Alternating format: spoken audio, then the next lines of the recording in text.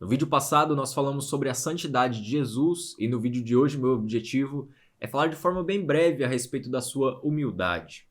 Quando nós olhamos para a humildade, nós sabemos que ela é completamente oposta ao orgulho, à arrogância, à autoconfiança, e quando nós lemos principalmente os evangelhos, nós vemos que Jesus era praticamente o oposto daquilo que eram os fariseus, os saduceus, aqueles a quem Jesus chama de hipócritas. Porque todas as vezes que os fariseus e os saduceus, ou melhor, aqueles que Jesus considera os hipócritas, todas as vezes que eles iam fazer algo, eles faziam com a finalidade de serem vistos pelos homens. Por exemplo, se você abrir a sua Bíblia em Mateus capítulo 6, você vai ver que Jesus vai, no seu discurso, no Sermão do Monte, ele vai apontar três características desses hipócritas que eles faziam com a finalidade de serem vistos.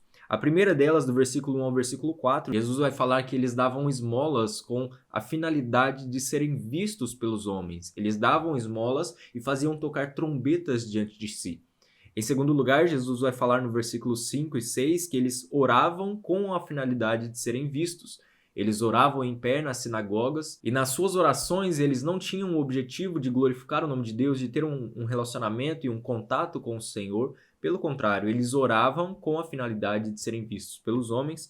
E em terceiro lugar, nos versículos 16 ao versículo 18, Jesus vai falar que eles jejuavam e eles desfiguravam o rosto com a finalidade de parecer aos homens que eles jejuavam. Então nós vemos que Jesus ele era praticamente o oposto àqueles que eram considerados os hipócritas. Porque esses homens, eles faziam todas essas coisas com a finalidade de serem vistos pelos homens e não com o objetivo de glorificar a Deus ou de ter um relacionamento e um contato com o Senhor. O contrário é o Senhor Jesus Cristo, que todas as coisas que ele fazia, ele não tinha o objetivo de ser visto pelos homens, pelo contrário, ele tinha o objetivo de glorificar o nome do Pai e além disso, ele tinha o seu maior objetivo, que era fazer a vontade do Pai. Jesus, sendo o nosso maior exemplo de humildade, ele não só ensinou a humildade, como também ele demonstrou humildade na prática. O texto de Filipenses, o final do capítulo 1 e o início do capítulo 2, vai nos ensinar que nós não devemos fazer nada por partidarismo ou vanglória, mas por humildade, considerando os outros superiores